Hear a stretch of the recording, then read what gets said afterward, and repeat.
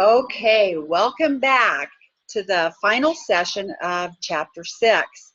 And I really love this particular chapter, as I've said. Of course, I say it about every chapter because this is really giving us some really strong science behind why we do what we do. And I really am a big advocate of knowledge, that if we understand something, if we can get the knowledge to really understand why we do what we do, it gives us a better tool and a better handle on how we can actually make some changes. And so let's now take a look at the brain and what was really happening to the brain when we were experiencing prejudice and discrimination, if you will, okay? So let's read this first. Even if we're convinced through our personal beliefs, religious beliefs, how others believe, or even how we've been taught. And this could be information that we've been taught by parents or people that we really love. Maybe you respect a certain professor or somebody in your community or in your world somewhere, and this person has a prejudice against a certain people group. Even if you think that they're right, I can tell you right now, we're going to show you the science behind it, why it's not useful. And so it's really important to understand that prejudice in any way will actually work against you. And so we need to dispense with that. We need to move on. We need to grow up, and we need to be mature. And we don't want to use any forms of prejudice or discrimination that could damage our credibility and ultimately damage our purpose. So once again, we're going to turn our eyes back to the laws of nature and explore if experiencing prejudice or discrimination can affect us. Now remember, prejudice is a feeling about somebody that you don't like, and discrimination is acting on it, like excluding, okay? So let's look at what happened to our brain when we experience feelings of prejudice or discrimination. And this is another actual fMRI study of the same person. And this person went through the same experience that you did with cold and with warm. And so pictures were being transmitted to this person while they were being examined with the fMRI, and images of their brain were being taken. So what we have here is the image of the brain, and you can see the bright colors on it. So these are bright orange. And so these are pictures of warm. So when this person is getting warm pictures like you did, their brain is active. Their brain is alert, and it's like, oh yeah, I'm remembering this. This is good imagery. I'm loving this. This is enjoyable.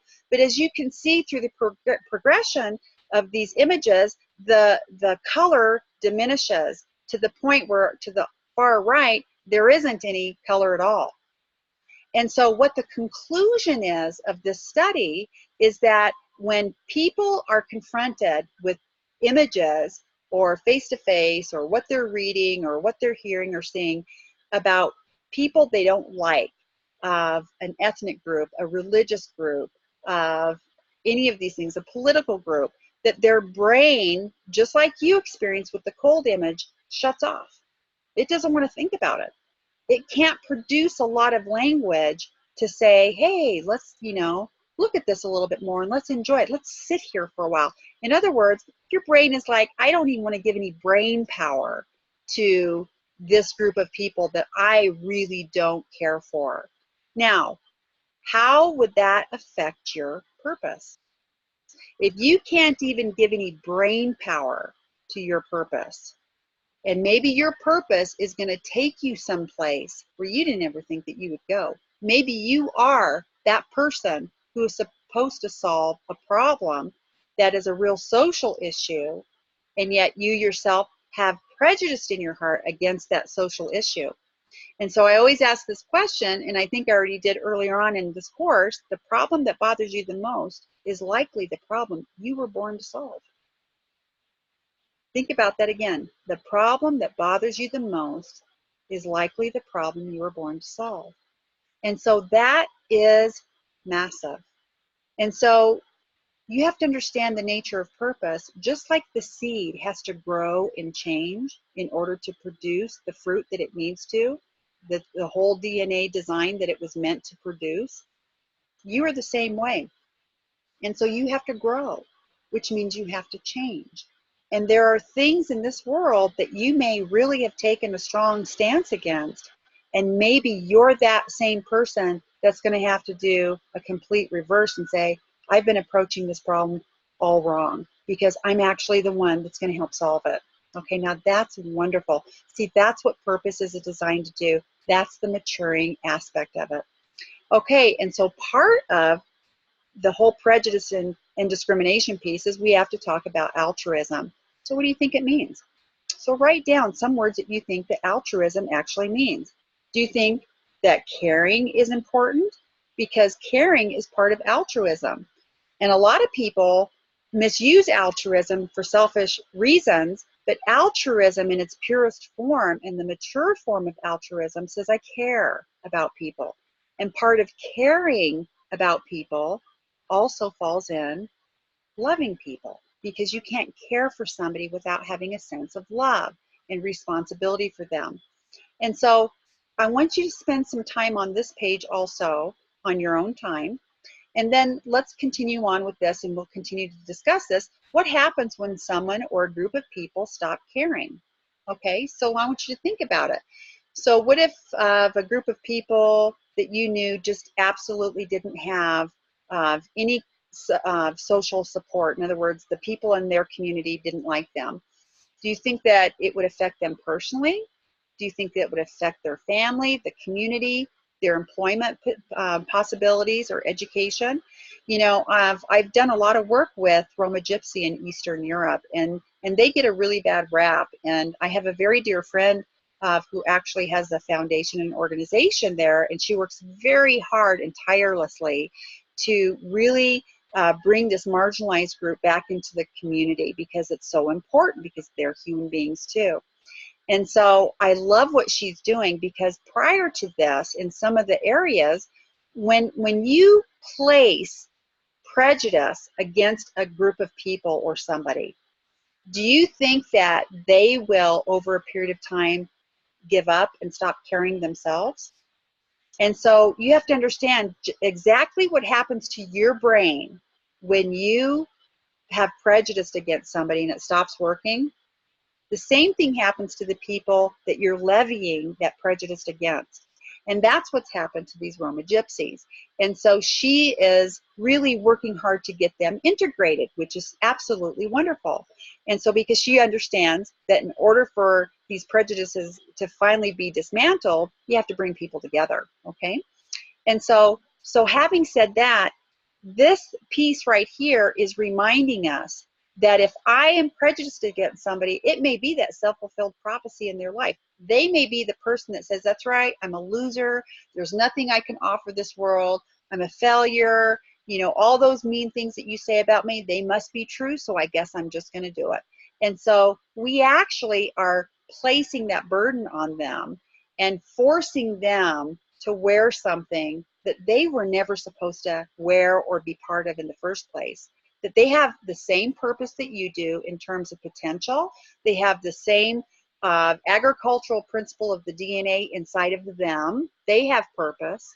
They have a right to have the relationships, but when we deny them that because of what we say or do to them, we're actually saying, we don't want you to have purpose. We want to take that from you. And that's really a problem. So, have you ever experienced a time when you stopped caring about someone or something because others mistreated you? This is exactly what happens to their brain as well. Now, we've learned that altruism means caring, but it also means love.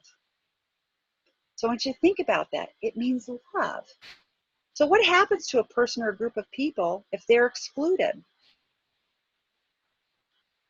Okay, really think about that. We're actually saying that they don't have a right to have love. We want to deny them that. And do we have the right to prevent anyone from experiencing love? Yes or no? And has it happened to you? So these are the things we need to really look at, because truth is about promoting purpose in everyone's life. Has a multiplying effect. And if you disregard other people because you don't understand them or you have a prejudice with them, you're actually damaging their brain and you're damaging your own brain. Okay? So, are there any benefits at all to prejudice and discrimination? Yes or no? It's simple. We've discovered that if we experience prejudice, something happens to our brain. So I want you to sit down and write down what happens to your brain when you are experiencing prejudice.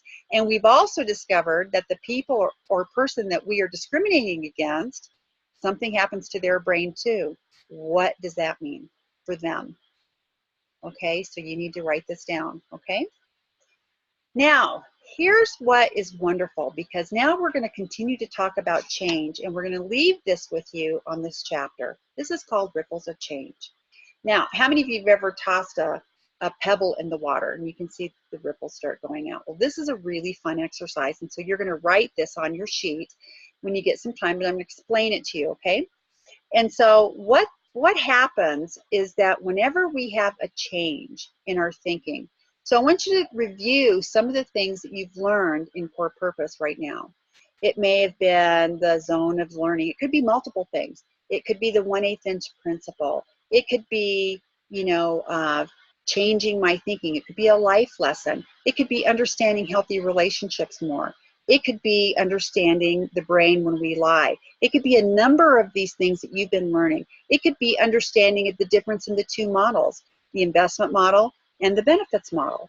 And so it could be the manipulation, that I'm not going to manipulate anymore. I'm really going to take stock in the truth. I'm really going to value it, make a commitment to speak the truth, because I realize that truth is powerful and deception is weak. It puts me in a vulnerable position. And so it could be any of these things. So I want you to write down this on your page, what is important to you and what are some of the things that you've already learned that have already started changing the way you think, okay? And now let's talk about those being a pebble. So you get a pebble that drops in your brain, and soon you start getting these ripples. So the first person that this change is affecting is you. And so you can see in the middle of this water, we've got you. That's the first person it's affecting. Okay, who's the next person that it's affecting? Your family. And then the next ripple could be your friends. And then the next ripple could be your community. It could be your work. It could be a number of different things. And so I want you to start listing how this can actually grow into impacting more people than just you, because that's what happens when you change. When you change, your environment begins to change with you, okay? Now, here's what's interesting about this, and I love this exercise, because the first change that occurs, it seems pretty small. Remember the 1/8 inch principle? So I've made a small adjustment. And now I'm going to change the way I view boundaries, and I'm going to change the way that I view the truth, or whatever these things that we originally discussed. And so then time takes place. The second ripple doesn't happen at the very same instant the first ripple happens, okay? So it happens later. So we now know that time is taking place, and it continues with each ripple later. So here's what we have to get from that. As time goes on, and as you continue to develop these changes in your life, and as you continue to say, you know what, I'm absolutely getting this. It's going to be part of the fiber of who I am. This is the new me, legitimately authentic me that's starting to grow and mature, just like the seed that's starting to grow. And over time, you're going to see that your sphere of influence gets bigger. So first it's with you, then it gets a little bigger, then it gets bigger, and over time, as you continue with these principles that you're learning, you will see that your sphere of influence is actually expanding, and it's actually getting stronger, and it actually influences other people. And that's really what we want to do. And we talked about that in the personality development piece, that when we start to develop and work in other areas of our life that we haven't given thought to before, and this may be one area with prejudice and discrimination, you are actually expanding your sphere of influence on who you're going to be impacting, and this is one of the ways that we see it, that it actually happens. And so one of our graduates told us one time, she said, when I changed, the world changed with me. And we never want to forget that. And so instead of always thinking that other people need to change so your life is better, this is actually how it's done. This is the truth. When you change, the world changes. And so I hope you've really enjoyed this session. We'll do a review, and then we will hit chapter 7. It's really exciting. It only gets better and better. Okay,